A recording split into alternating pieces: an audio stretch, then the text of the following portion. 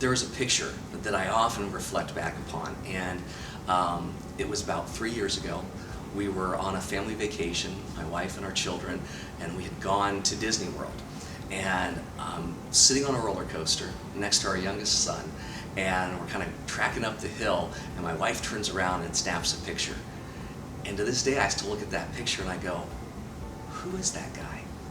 Because that wasn't how I saw me.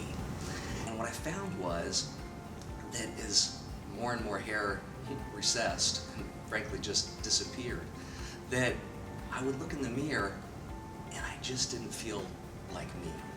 I got to the point where there was nothing really left to comb. My hair, I was cutting shorter and shorter, and the option was either go with a shaved look or take some sort of action. And so I decided to take the action and went ahead and went through the procedure, and now just shy of 3 years, I couldn't, as I said, be more thrilled with the results.